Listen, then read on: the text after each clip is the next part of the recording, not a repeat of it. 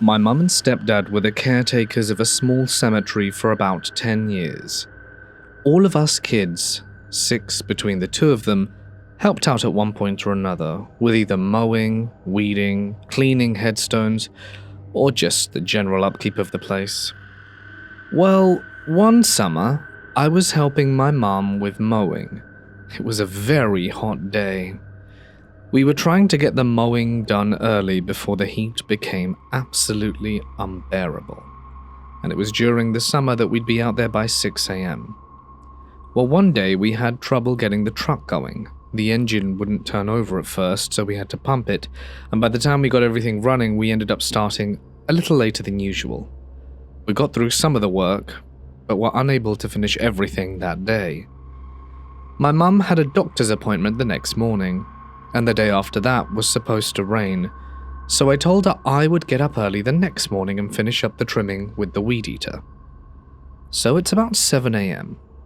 I'm listening to music with my headphones on, going around the headstones trimming the grass. It was a quiet morning, and the only sounds that I could hear was the gentle muffled sound of the weed eater, and of course the music in my headphones. Everything was fine, and I was all alone in the oldest part of the cemetery, which happened to be on a small slope of a hill. Once you go to the bottom and look up, you couldn't see the road, but you could see it again once you're about halfway up. The slope created this little pocket where you were kind of cut off from everything. When I finished up the last headstone, I turned off my equipment and began making my way up the hill. I glanced up to see a little girl in a pretty red dress who was running fast and then disappeared behind a large headstone. I just figured her parents were visiting another grave, and the little girl ran off to entertain herself. It was around 9 a.m. at this point. I got to the top of the hill, expecting to see other people here, but there was no one else around. Bear in mind, the cemetery wasn't really close to any houses. It was in a very isolated area, and the girl was too young and nicely dressed to have walked out there by herself. I looked around and shouted for her to come out. I was able to see the headstone she ran behind, and I would have seen her if she ran out again. So I walked around the whole section. I checked behind every headstone, but couldn't find the little girl anywhere. I got a little spooked, so I called my mum and told her what was going on, and asked if I should call the police and tell them about this little girl. Over the phone, I told her she was probably around 4 years old, and certainly shouldn't be by herself in a cemetery that early in the morning. My mum then asked me something which I hadn't told her. If the girl was wearing a red dress. Yes, I say. She then proceeded nonchalantly to tell me that that girl was a ghost. Now, anyone who knows me knows I don't mess around with the paranormal, and I asked why she never told me there was a ghost in the cemetery. I was honestly quite upset by it. She said she needed my help and was afraid I wouldn't if I thought it was haunted. Now, granted, I probably would have been more leery of the place, but knowing no one else could help her, I would have still helped her that summer. I just would have made sure I wasn't there alone. I still go there sometimes as I have relatives buried there, but I always make sure I am with someone else, never alone. Fortunately, I never saw any other ghosts and have never seen the little ghost girl again. But I'm not gonna lie, every time I'm there, I do wonder about her. I used to work in a cemetery in the country where I live.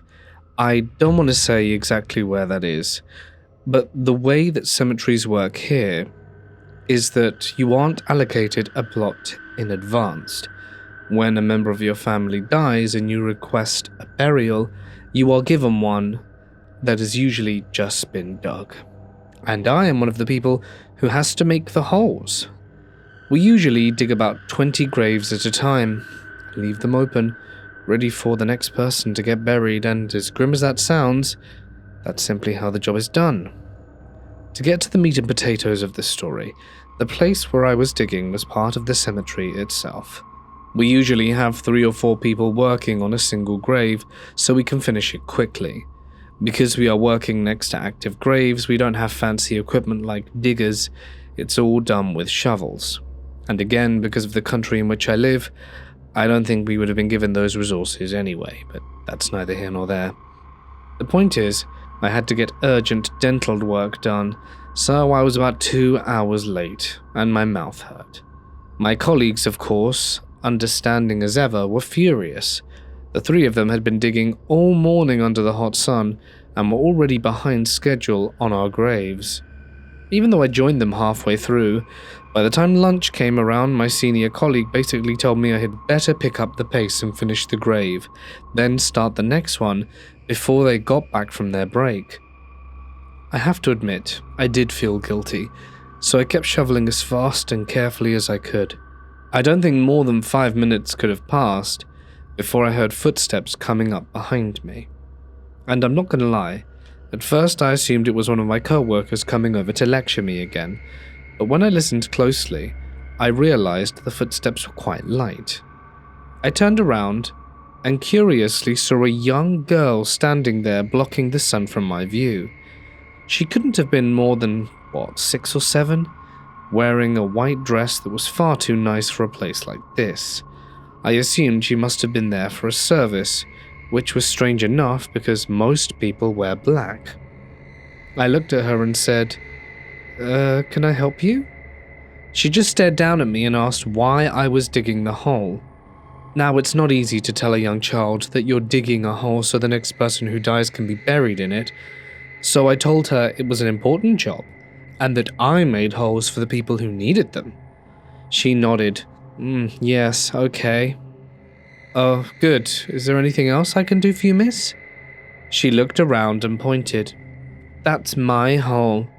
She pointed towards a grave. I wasn't entirely sure what she meant, so I just said, "Oh, that's nice," and resumed my shoveling, assuming she was talking about the service she had probably just wandered away from. A few minutes passed, and she still stood there watching me with the shovel. I started to wonder if I should let someone know that she had wandered away from her parents. I began climbing out of the grave when I was about to tell her to go find her family, when I blinked, and she was gone. I want to make it quite plain that I had been staring at her the whole time I was thinking this. The exact moment I put my shovel down and started pushing to get out of the grave, I blinked, and she wasn't there anymore. I looked around, exited the hole, and looked around again. She was nowhere to be found. I could not see her anywhere. In fact, I couldn't even see a funeral taking place. What on earth was going on? That really started to spook me.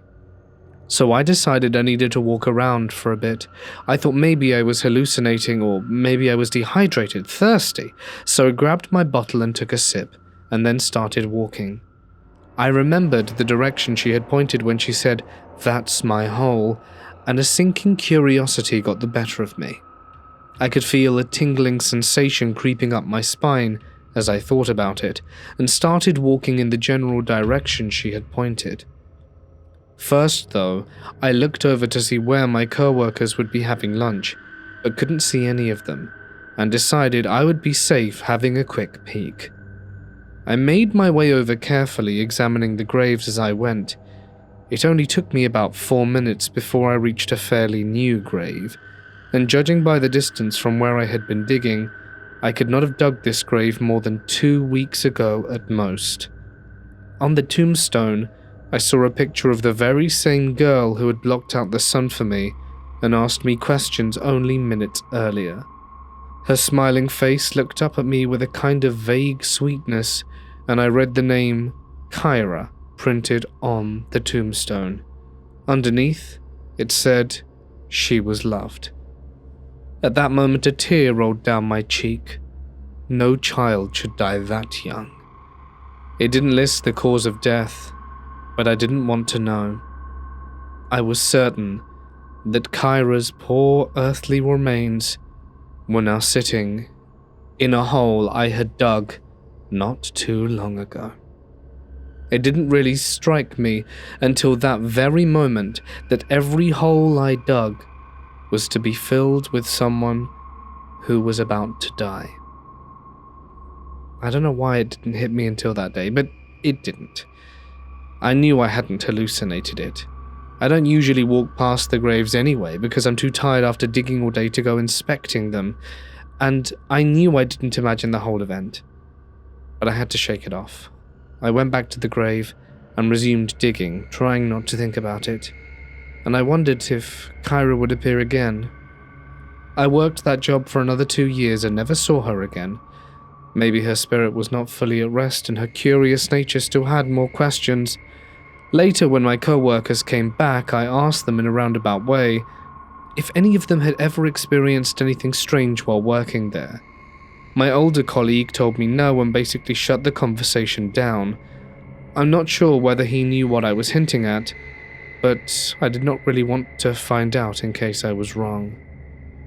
Before this happened, I didn't believe in the paranormal, but after meeting Kyra and our brief conversation, I am convinced there is more to this life than just passing on. I was attending college around my sophomore year when I first heard of Shenandoah Cemetery. I was at a Halloween party, and we were discussing scary things to do on Halloween, and a local student mentioned Shenandoah Cemetery was a spooky place to visit, but was also an hour drive out into the middle of nowhere. We briefly discussed going there that night in our Halloween costumes, but we ended up visiting a few college bars instead and decided we had become too drunk to be driving around looking for an obscure graveyard out in the sticks. It sounded like a recipe for disaster, so we just stayed close to home that night. Fast forward to the next summer, when I was attending summer sessions at school. I had rented an apartment with my best friend Dwayne near campus, and we were hanging out in the bar of our mostly empty frat house on a Saturday afternoon. We were attending a middle-sized college in a small town in northern Louisiana, mostly known for its pharmacy and nursing school. During the normal year, there were plenty of extracurricular activities to pick from, but during the summer, there were just not many people on campus, so weekends could be boring. A fraternity brother of ours that I knew only in passing sat down next to us at the bar. I can't remember the name of this particular guy since it's been so long, but his nickname was Poodle because of his curly blonde shoulder-length hair. He was a local guy and a pharmacy student. Pharmacy was an appropriate major for him because he was the guy who usually had a pharmacy with him, if you know what I mean. We were just chilling out and having a few cold ones and chatting when Poodle suggested we move the party elsewhere, so we ventured down the street to our apartment. Poodle pulled out the bag of devil's lettuce as soon as the doors closed. I was not a particular fan of the wacky backy, as about half the time I smoked I ended up becoming paranoid, and it just wasn't worth the risk of skitzing out for hours. But after some peer pressure from Dwayne and Poodle, I was cajoled into taking a few hits of the little bong Poodle produced. It amazed me how Poodle could magically produce items from thin air like that. It was his superpower. We sat there and smoked for a while, talked about the things that guys in their early 20s talk about, and watched the sun go down over the bayou from our back patio. Luckily, I didn't have any anxiety or paranoia episodes and felt really good as the sun finally slipped behind the trees. We decided we needed to find something to do, and hitting the bars was not nearly as fun during the summer session. The town was a bit of a redneck town, and outside of college students, you tend to see mostly townies in pickup trucks looking for a fight, and we decided we didn't want to navigate that scene. We began discussing what sort of off-the-grid thing we could do that would be different, and Shenandoah Cemetery popped into my head. I asked both of them if they had heard of the place before, and Dwayne, being from out of town, said he hadn't, but Poodle, being a local, said he had actually been there before while in high school. He said he knew where it was, and that we should definitely check it out. After he said that, I noticed a weird flash of concern cross Dwayne's face. The look only lasted a beat, And then Dwayne agreed and said it sounded fun and he was on board. We piled into my Hearst Olds, which was my pride and joy, as I worked part-time in a local speed shop and the mechanic there helped me double the original horsepower with modifications. It was a pretty badass car as far as the 80s cars went, and I had earned a few extra speeding tickets to prove it. We stopped at a 7-Eleven to pick up a cold sixer and headed off into the night. Me driving, Poodle navigating in shotgun, and Dwayne in the backseat twisting up doobies. Yeah, that's right, we were begging for a DUI, open container and possession charge. Looking back, I can't believe how reckless we were and how we managed to get away with it. Some more context on Shenandoah Cemetery. Since I first heard tell of it that Halloween, I had picked up some more information through casual conversation. It was apparently one of those things high schoolers did to scare themselves. I had seen in person the same kind of prank. There was a local ghost story around an all-American couple, star football player and head cheerleader, who were engaged to be married their senior year. The story goes the girl wanted to drive the boy's car, and when he reluctantly let her, she lost control, crashed, and killed the boy. She was so distraught with grief that every night for the last 20 years she would sneak into the front of the school lobby and kneel and pray in front of the trophy case that had a picture of the dead boyfriend permanently displayed. If you're lucky and parked at the back of the school parking lot, you may be able to see her. Someone pulled that on me, and if truth be told, it looks exactly as described. And they had me for a minute. The reality is that the girl is a small stone statue of the mascot of the school, a lion. The lighting of the trophy case created an optical illusion over the generations as a prank. So I headed off into the night towards Shenandoah Cemetery, with the thought that this was probably going to be something similar. But Dwayne had no clue, and I wasn't going to warn him. As we drove towards Shenandoah, the weather began to deteriorate. The temperature dropped, and it became windy. Sudden thunderstorms in North Louisiana are very common, and I knew I wasn't really down to be wandering through a graveyard in the middle of a rainstorm. I began to worry we might need to cancel the trip, but the small raindrops we had been getting stopped and never came back for the rest of the drive. I was relieved to see that, but then I noticed how dark it had become on this road Poodle had us on. There were no street lights anywhere, just the winding blacktop road with trees waving in the wind on both sides. I asked Poodle if we were going in the right direction as I flipped on my fog lights and double-checked my gas gauge. Last thing in the world we needed was to get stranded out in BFE, as this was before smartphones or GPS. Poodle said yes, and we were definitely on the right road and to keep going. After about 20 more minutes, I was starting to think Poodle didn't know where he was going and had managed to get us lost. I looked in the back seat and Dwayne had passed out on us. It wasn't his first or last time he would do that in our college career. Suddenly, Poodle says, slow down, we're here." I hit the brakes and pulled off the road into the grass next to the drainage ditch. I couldn't see anything, but Poodle told me to back up about 40 feet, and when I did, I could see to the right of the road a hole in the middle of a thick, bushy tree line and a small game trail leading inside. I'm not sure how Poodle spotted it, to be honest, as it wasn't marked at all. I poked Dwayne in the chest to wake him up. He blinked awake, and I told him we were here, and that concerned look spread across his face again. Poodle was already out of the car and pointing towards the entrance of the woods. He said the cemetery was only about a quarter of a mile down the path.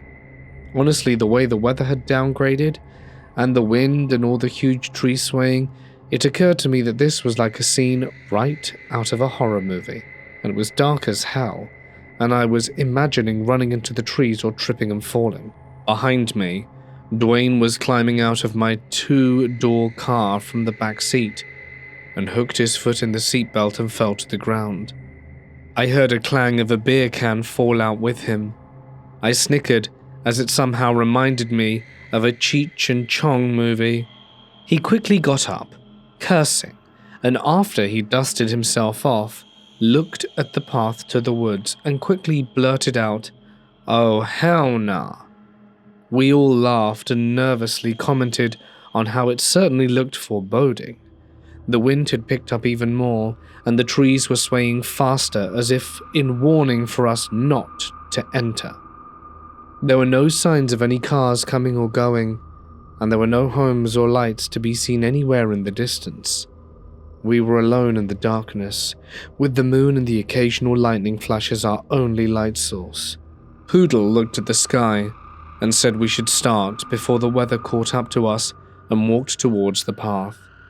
The drainage ditch had some water in it, so we had to get a small running start to jump over it to get to the path.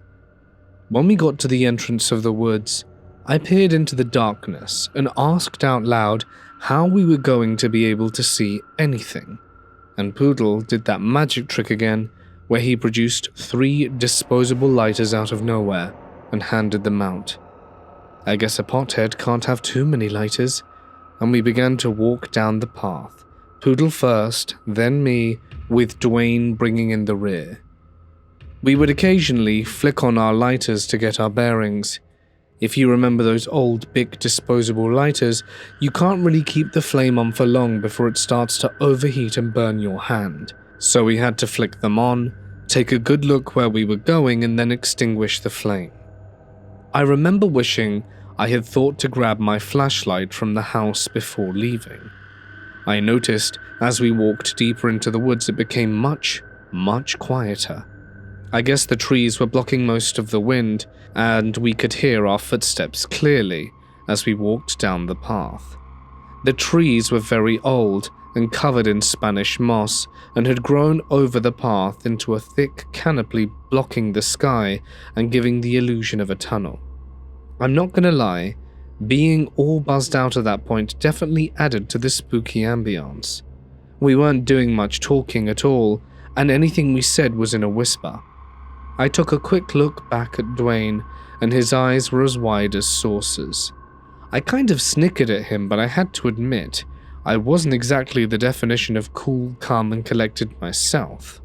The path twisted and turned and kept taking us deeper into the woods, and after what seemed like forever, we finally saw a clearing directly ahead, illuminated by the moonlight. As we reached the clearing, we could see an old wrought iron fence about 6 feet tall, with a faded placard on the gate reading Shenandoah Cemetery. "Come on, people," Poodle said as he opened the creaky gate and walked in. I walked through the gate and felt Dwayne grab my arm. I looked back at him and could tell he was legitimately scared and didn't want to walk through the gate. I'm sure being stoned wasn't helping him, but I told him to man up and let go of my arm. I kept walking and was practically dragging him as he wouldn't let go of my arm. I finally had to pull my arm out of his grasp and tell him I was going to tell his girlfriend what a wimp he was if he didn't stop grabbing it. This seemed to shame him a bit, and he finally kept his hand to himself. We stared each other down for a minute, and then suddenly broke out into nervous laughter. I looked around and saw Poodle holding his lighter up to a tall headstone. He waved us over and showed us where it was inscribed on the stone that this person was a Confederate soldier who died in the Civil War. Then he showed us another headstone with an engraving in the stone portraying twins embracing each other. Apparently twins had died at the same time and were buried in the same grave. All the residents in this cemetery had expired well before the 1900s as far as I could tell. I looked around at the graveyard and was surprised at the size. I thought this was supposed to be a forgotten tiny family plot, but it was bigger than I imagined. I'm guessing it was 50 by 50. Towards the back I could see taller headstones and a couple of mausoleums. Poodle said to follow him and led us towards the back. I could tell Dwayne didn't want to get too far from the exit, but he didn't want to be by himself either and had no option but to follow us. Poodle walked us to the front of the mausoleum and let us know this is what we had come for. He announced he was going to summon the ghost of the mausoleum. I heard a gasp from Dwayne behind me as I stifled a laugh. This sounded like the prank part of the little excursion to me. On the front of the mausoleum was an old-timey biblical name, Jebediah or something or other, and above the name was a face carved into the stone. I'm not sure if it was supposed to be a likeness of Jebediah, but I can tell you the features were worn down by time and weather. Poodle held his lighter up to the face and started chanting, "Jebediah, please commune with us." As I watched the light flicker, the face appeared to be changing expression from a smile to a frown to a grimace. I soon recognized this was an optical illusion, like that girl kneeling in front of the trophy case. I remember saying, "Oh, that's cool," or something to the effect, and laughing with Poodle.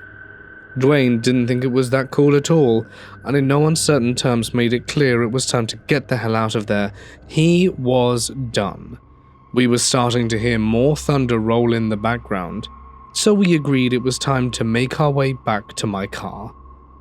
As we walked through the gate on the way out, Dwayne once again latched on my arm and was whispering about how the face on the mausoleum kept changing, and we had awoken a ghost, and it was going to follow us. I laughed and told him it was an optical illusion, and asked him if he'd ever seen the trick where if you take a pencil between two fingers and shake it back and forth fast enough, it looks like it turns to rubber. He said he had, and he calmed down a bit and let go of me. He just said, "Sorry man, I'm just really high." As we made our way back down the path, we were all actually giggling giddily at how creepy the place was, until about the halfway point, when we heard a big snap in the woods off to our right.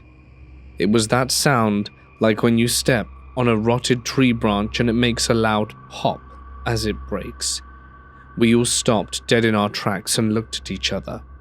On the walk in, we didn't hear anything like this, just the sounds of the trees swaying. I immediately started thinking about local wildlife. It was mostly deer in those parts, and very rare to see bears or cougars, but there were feral hogs everywhere who traveled in packs, and you definitely didn't want to tangle with them, as they were very aggressive and could easily kill you. We all shut up and started moving faster, having to flick on our lighters occasionally just to see the path. I was acutely aware every time one of us used our lighter, we were giving away our position to whatever was out there. None of us thought to arm ourselves beforehand, so we were out of luck if it came down to a fight. I said in a loud whisper to everyone to just keep moving and not to run, and about that time we heard another sound again to our right. This time it was a series of crunches like footsteps. We all started moving in a trot, and I could feel a panic building. I could hear Poodle, who had been totally calm the whole time, run straight into a tree after he missed a turn and curse loudly while he searched for the path again. Dwayne had given up all pretense of control and had just run past me full flight. I was struggling to keep calm and told myself I had the keys, no one was leaving me, and running was going to get me hurt.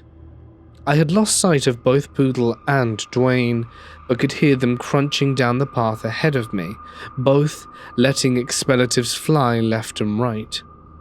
I was doing a great job of holding back my panic, when I heard a quick series of crashes off to my left, and instantly recognized that something heavy had been thrown in my direction and bounced through the brush several times. I came to the realization someone was definitely messing with us. I cursed under my breath and moved my trot up to a run, holding my lighter out in front of me like a torch, trying to stay on the path and not bust my ass. I ignored the pain in my hand as the lighter overheated and began to roast my fingers. I heard one more sound behind me which I couldn't make out, but I was honestly too focused on escaping to pay much attention. Finally, I burst out the woods in a full sprint, just as it started to rain, and I saw both Poodle and Dwayne waiting for me by my car, waving their arms. Dwayne was soaked, as he had forgotten about the drainage ditch and tumbled right into the dirty water at a full run. They were both screaming that we needed to go. I tossed that red-hot lighter into the darkness and hurtled the ditch like a track star. I unlocked the car, jumped into the driver's seat, and cranked that bad boy up. Poodle and Dwayne scrambled inside, and I had it in gear, tires spinning on the grass before we even had the doors closed. I spun the car around in a U-turn, pointed it back the way we had come, and floored it to the point the supercharger was screaming, and we were fishtailing down the wet road. I eased off the gas to straighten the olds out and kept us out of the ditch. I took a quick peek over my left shoulder at the trail and saw no one pursuing us. Everyone was yelling loudly at the same time, mostly asking what had happened. Then we all started laughing hysterically from the adrenaline. I guess Poodle was talking about how it must have been wild pigs, like I was originally thinking. But I told them someone threw something at me, and that freaked them out even worse. I had just watched Deliverance in my English film class, and I definitely didn't like the idea of running into some backwoods hillbillies defending their family plot. Someone mentioned something about Bigfoot, but I didn't like the sound of that either. It later occurred to me that maybe someone was out there for the very same reason we were, saw us coming up the trail and decided to mess with us. I was just happy we survived the experience relatively unscathed, other than some scratches from running through the brush and Dwayne getting mud all over the back seat of the olds. We made it back to campus in one piece and marked Shenandoah Cemetery off our list of return destinations. The rest of that summer session was uneventful. I was taking a couple of tough classes and had to focus on them as well, and I had my part-time job to attend to as well. So there wasn't much partying going on. I don't think I ever hung out with Poodle again. He was a senior finishing up his degree that summer and was out. Dwayne and I both ended up moving to the same city after school, and we have a long list of past adventures we like to rehash occasionally, to the dismay of his wife. It didn't really surprise me that immediately after our Shenandoah adventure, he sheepishly admitted he was one of those people who couldn't watch horror movies because they completely freak him out. Even to this day, he's still jumpy about those things. You might be hearing this and thinking, wow, Dwayne is a total puss. But it's not like he was ever a coward though. One time I got into a bar fight with this drunk, and his 4 drunk buddies decided to jump in, and were in the process of giving me a serious beating when Dwayne came flying in and took out 2 of them before the bouncers finally rescued me. If it hadn't have been for Dwayne, I would have ended in the ER that night, or worse. The guy wasn't afraid of any live people, just the dead apparently. My story with Shenandoah Cemetery wasn't quite finished yet, because a couple of years later I was with my girlfriend and her best friend, and my Shenandoah experience came up in conversation. These were some adventurous girls, so I took them out there, and by some miracle, I actually found the trail in the woods again. I walked them up there and did the same trick Poodle showed us with the lighter on the mausoleum. The difference this time was I was sober, had a flashlight, and was armed. My mama didn't raise no fool. It's been a really long time since all of this happened. There's no telling how many generations of midnight visitors that boneyard has seen over the years, and I find myself wondering if civilization ever caught up to that remote place, and if maybe an apartment complex now sits where the Shenandoah Cemetery once sat. It would be a shame if that were true. Every town needs their urban legend.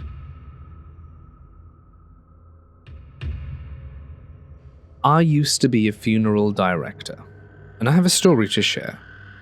The only time I've ever been freaked out from my job. My partner and I had just gotten back from the funeral home from a house call for a 31-year-old woman who had very sadly died of cancer. We carried her cot through the back door and into the prep room. As we were moving her body from the cot to the embalming table, we heard a distinctive click. And at that exact same moment, the old radio across the room turned on at full volume, blasting static. It was an older radio, where you had to turn the volume dial until it clicked, until it powered on. So there was absolutely no mistaking the sound we had just heard. My partner and I, unsurprisingly, both froze and looked at each other, and then over to where the radio was. Of course, there was nobody there. He was an extremely religious man, and I could see right away that this shocked him more than he wanted to admit.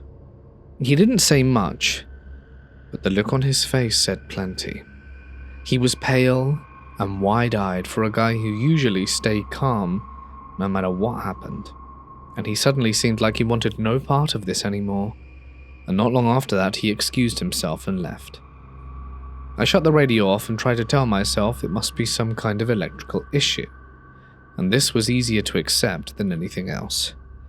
So I did what I always did and kept working away, prepping the body. I usually listened to music on my phone while embalming anyway, so I just turned it on and kept on going. The rest of the procedure was tense, but uneventful enough that I started convincing myself the worst was over. Then, when I was finally finished, and attempting to move her from the embalming table to the dressing table, I heard the same click again. The old radio across the room turned on a second time and began blasting static just like before. I stood there for a long while simply staring at that radio, listening to the static pulsing from the speaker. I could feel goosebumps form all up my body, and my spine tingle in fear. I knew I was done for the night, and made my exit not long after that.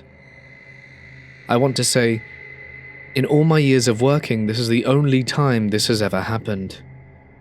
I don't know if it was a passing phantom, or, more likely than not, the restless spirit of the young woman who was taken far too early.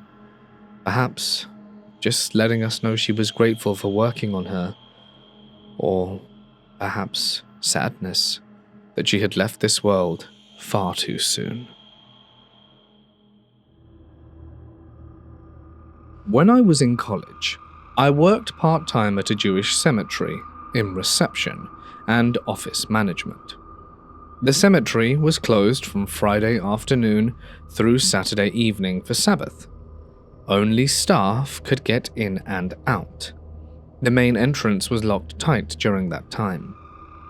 We sometimes stayed later in the office on Friday afternoons in order to go through bills or any number of extra administrative processes. Well, that Friday, we were still in the office when we heard a loud commotion by the cemetery entrance. It sounded like someone was trying to get through the gate. The office manager went to see what was going on and told me to come with her. We walked down to the gate and found an older woman, probably around 70, dressed to the nines. She was wearing a beautiful fancy dress like she'd just come from a wedding or something, and was pleading with us to let her in. She kept saying, "I need to get back. I need to get back in there."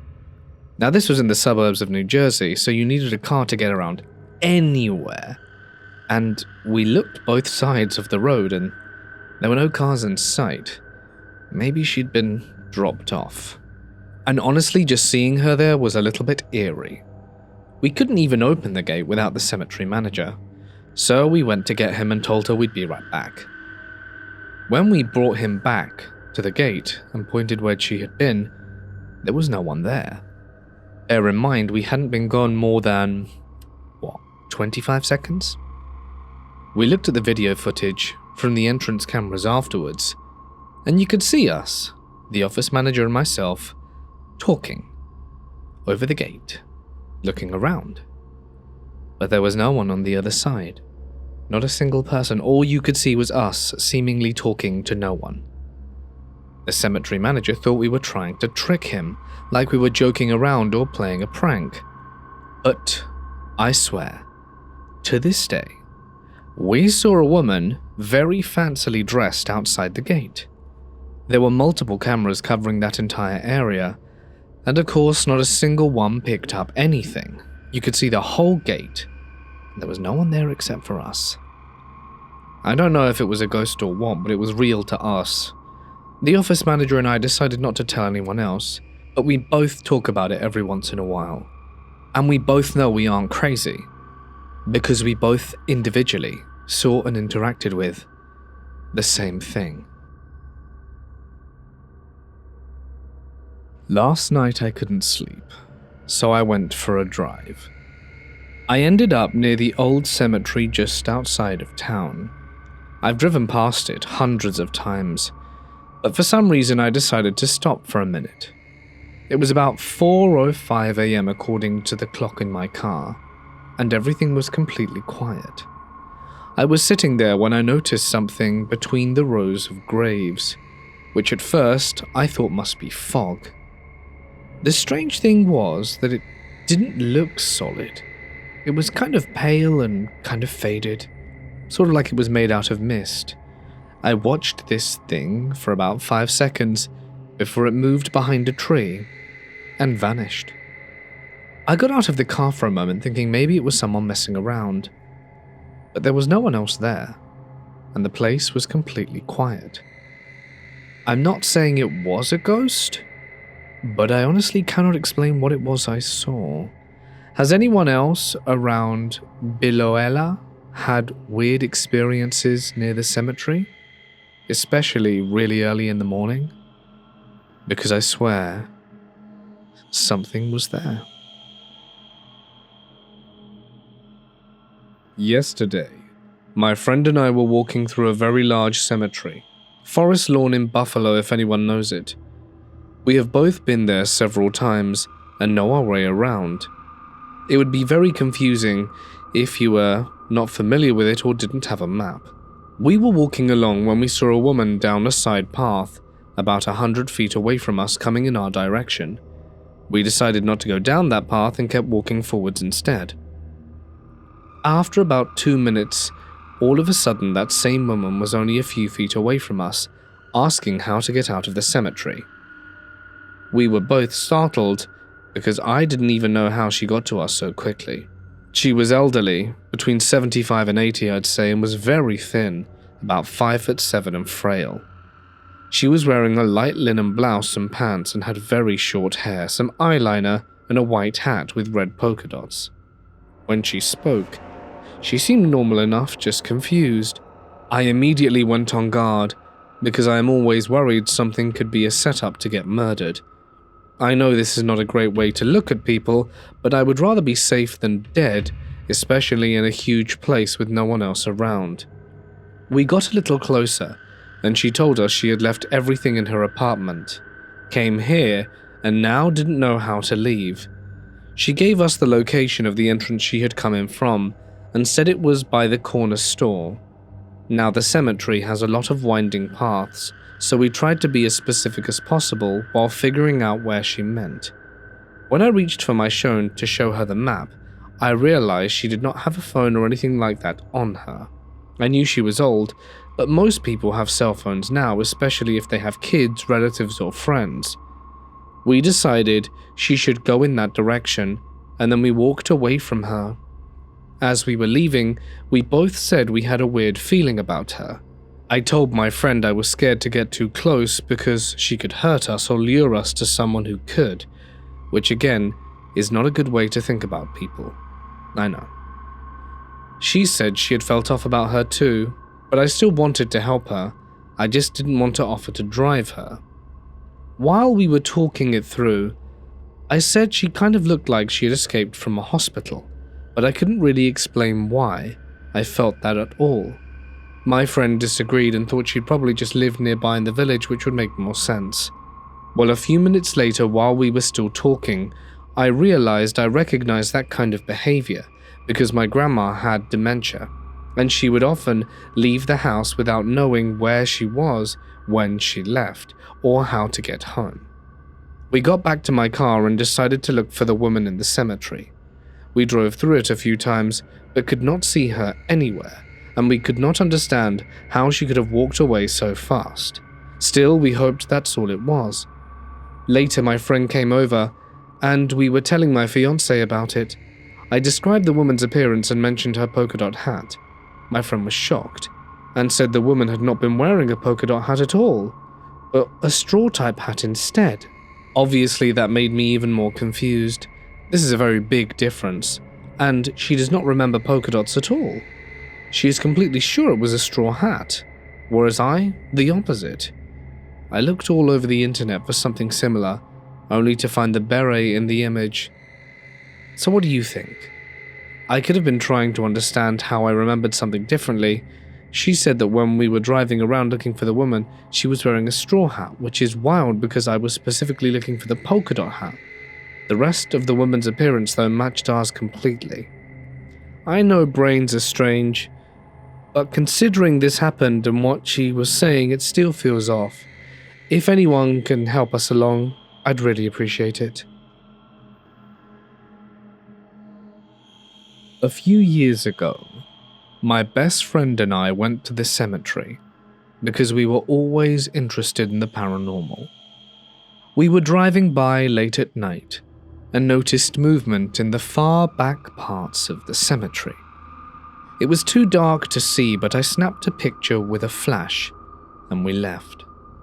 When we got back into my friend's house, we looked at the picture and we were shocked. We enhanced the photo to highlight the features, and clear as day, you can see a woman kneeling while looking at a grave. We went back to the cemetery later on and found the gravestone. Turns out the stones seemed to be stones for a wife, daughter, and husband, as well as perhaps a sister, dating back to the early 1900s. The wife outlived all of them, including her young daughter who passed away tragically at 14. This was a long time ago, so details of ages may be a little off, but the daughter was young. Very sad. My husband, toddler son and I were visiting Hilton Head. The area is believed to have been first used to bury enslaved people in the 1700s, but the graves of enslaved people are unmarked. The oldest stones remaining originate to the Civil War. The cemetery is still actively used and maintained by the local Gular community. It is noted that many of the gravestones have plates dressed into them and are adorned with other objects which coincide with Gular tradition and burial practices. When I was visiting the cemetery, I stayed beyond the fence. I apologized to both the enslaved people buried there, as well as their descendants, and those that were more recently buried there because the cemetery is nestled between two condos of a bustling resort. Additionally, it is also believed that many of the enslaved people are buried underneath the nearby golf course. I felt disgusted that so many of the people had to experience the untold stories of slavery and racism, had unmarked graves, and then they built a resort on top of them.